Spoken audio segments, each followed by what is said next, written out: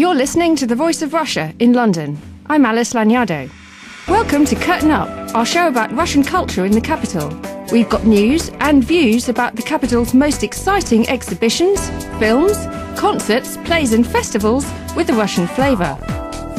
I'm joined today by Julian Gallant, the director of Pushkin House, the mecca for Russians and Russophiles in London, which every night holds a talk, concert or gathering related to Russia and the former Soviet Union. Julian, welcome. Oh, it's nice to see you. Oleg Kogan is a Ukrainian-born cellist who in 1998 founded the Razumovsky Ensemble, a group of soloists and section leaders from the world's leading orchestras who specialise in chamber music. Oleg has performed with artists such as Yuri Bashmet, and on the 18th of June next Monday, he and his ensemble will appear at the Wigmore Hall in London. Welcome, Oleg. Thank you. Alex Dower is also joining us in the studio today. He's a theatre director who's been working in Russian prisons with great success. He's giving a talk tonight at Pushkin House about his work. I'd like to start with you, Oleg. Could you tell me something about the pieces you and your ensemble will play on Monday? Well, on Monday we don't play any of the Russian masterworks, but we're playing a piece by Johannes Brahms, which is string quintet in G major, opus 111. It's one of my favorite pieces of chamber music. It has 2 violas, 2 violins and only 1 cello. And that piece will be matched by Antonin Dvorak's sextet in A major, opus 48, which is written for 6 players, and I'm joined by my ex-student Pierre Dumonge, a French cellist. So are there quite a lot of Russian musicians going to perform that evening, or is it a mixture? It's a mixture, but I will tell you exactly. We have Alexander Sitkovetsky, a Russian violinist, Anya Safonova, ex-Russian born violinist, that makes 2 of us, Alexander Zemtsov, a Russian violist, Scott Dickinson, Scottish violist, so that's 3 Russian and 1 Scot. I am Russian and Pierre Dumonge French, so we're 4 against 2. Right. No, that's one of the great things about the Razumovsky and about you actually in general is that you are not a little nationalist, are you? You actually mix people together, and you don't say, well, they play with that sound, they play with that sound. You actually bring people together and mix it all up. Well, that's right. I'm not a nationalist, and the word Razumovsky, as we know, although he was Russian ambassador to Vienna, Prince Razumovsky, and commissioned, of course, the wonderful quartets which carry his name because he sponsored Beethoven in writing those pieces. He was of Ukrainian descent, and his original name was Rozum. And when I started the group, we were all of us Russian-speaking, but we were not Russians as such. We were a Ukrainian, a Bulgarian, Vasko Vasilyev, another Ukrainian, Vitovich, who is a principal viola of the Opera House Orchestra, Rinat Ibragimov, who is a Tatar, born in Moscow, and so on and so forth. We were all Russian-speaking, but not immediately from Russia. Yeah, and you included other nationalities in the group, so you keep some spirit of Russian string playing, maybe, but you're not exclusively focused on having just Russians. Not exclusively, of course not. Yeah. We look for quality, and of course, whenever a certain quality is necessary, we invite these people, and then I think we learn from them as much as they learn from us. So the cultures get integrated into each other. Oleg, I wanted to ask you, what does it give you to be able to pick and choose from different orchestras every time instead of having the same group of people? Does it actually make it more difficult in some senses in terms of programming as well as more dynamic? You have just nailed it. It gives me the flexibility of the programming. It gives me the incredible freshness of interpretation, and also the relationships in the group are fresh, so every performance is exciting and there is no kind of routine about it. But of course, for example, if you compare my ensemble with established string quartets, like would say the Borodin Quartet or the Amadeus Quartet, people who were together for 40 or 50 years, we cannot be in competition with those groups in terms of interpretation, because these particular groups, they develop a unique sound. It's really only the string quartet that requires that kind of togetherness, that 50-year thing where you all stay together, live together, breathe together, marry each other's wives and so on. I mean, that's really only the string quartet, isn't it? All the rest of the groups allow for a bit of movement and more of a mix-up of players. Well, that's right. And for that particular reason, Razumovsky Ensemble does not play string quartets. String quartet is a media which does require this incredible unity. So I have got the impression that there are an awful lot of string players from Russia who have really settled into orchestras in London. Would you say that's the case, Julian? Oh yes, that's definitely true. I mean, Russia does have a great discipline and culture of string playing and great string playing, and of course they've taken positions in UK orchestras and in groups, and they found livelihoods in the UK. So, has that happened more than with players of other instruments or with singers? Certainly happened with pianists as well, with singers too. Less in the wind department, because of course wind departments are so strong, for example in the UK and Germany and in America, but the string playing from Russia has spread all over the world. Why is that? What's so strong about the string playing amongst, say, the Mariinsky Orchestra? It is very unfortunate that the arts are not always supported enough. So quite often British orchestras play with one rehearsal only.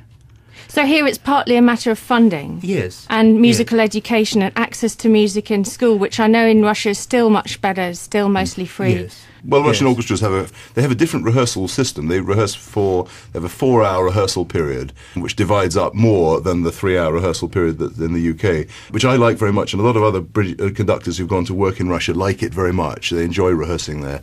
And there are just more rehearsals. So you have time to get beyond the sort of basics. I'd like to move on to Alex. I'd like to ask you about your work. You're doing a talk about it tonight. You've worked in Russian prisons and put on plays in Russian with the inmates. Yes. How did this start? What motivated you to start working in Russian prisons? Some people might be quite nervous of that. It was an invitation, actually, from Kirill Serebrennikov, the director at the Moscow Arts Theatre. I met him in London in 2008, and we were talking about our experiences and so on. We're both directors, and I had worked in prisons in the UK. He is artistic director of Territory Theatre Festival, and they like to work in unusual spaces, so he suddenly thought, wow, that could be an interesting thing to do. So he invited me to direct in Perm. In the prison colony? In the prison colony, yeah. Prison colony 29 in Perm. How was that when you first arrived? Was it worse than you expected? It was actually better than I expected.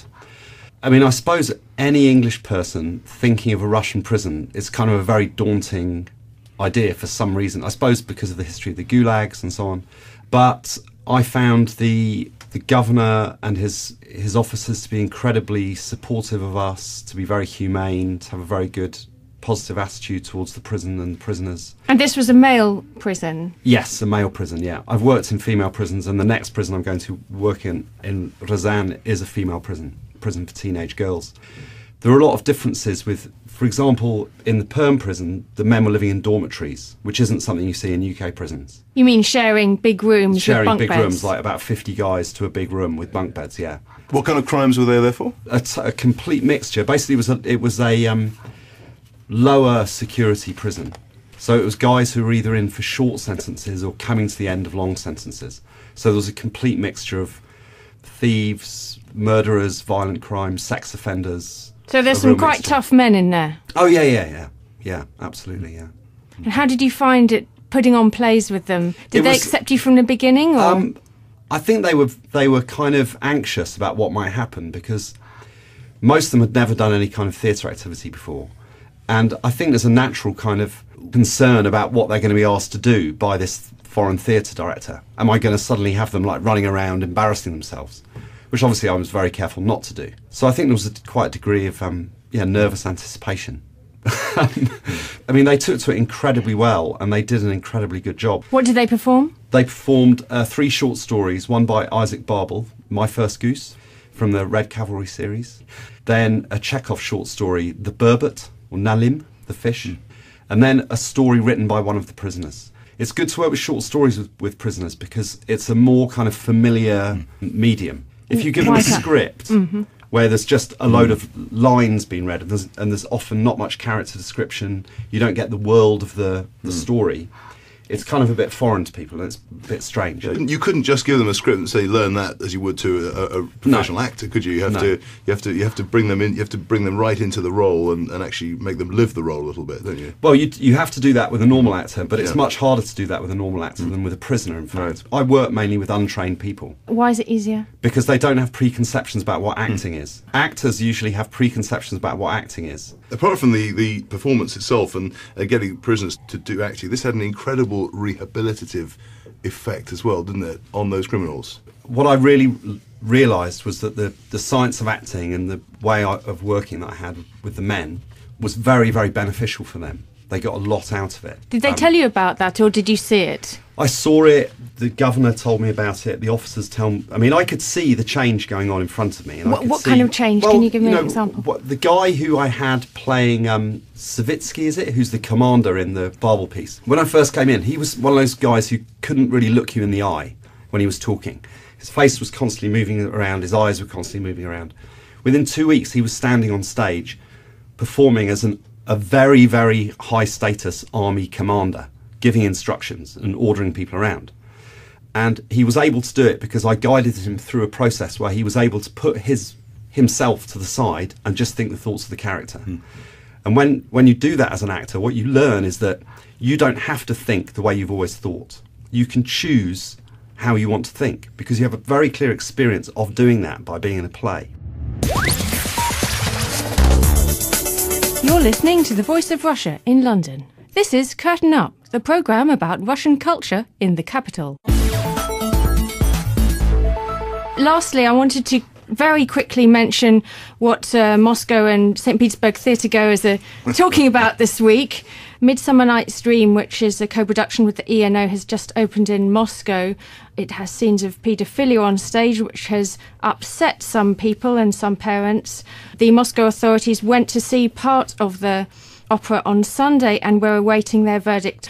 There's a lot of modern opera on in Russia at the moment. We've just seen the opening of Boris Godunov in St. Petersburg, which also had a mixed reception. Julian, what do you think about modern operas? Well, Midsummer Night's Dream is a particular case. Of course, this is Benjamin Britten's one of his best operas, no doubt, on a musical basis. But it carries with it the themes of homosexuality and homosexual paedophilia as well. So this is brought out in the ENO production, and of course, I mean, read the reviews, read the accounts, and so on. This was really brought out because it was set in a school, and of course, these themes are brought out and exaggerated, and rightly so. I mean, the production's great.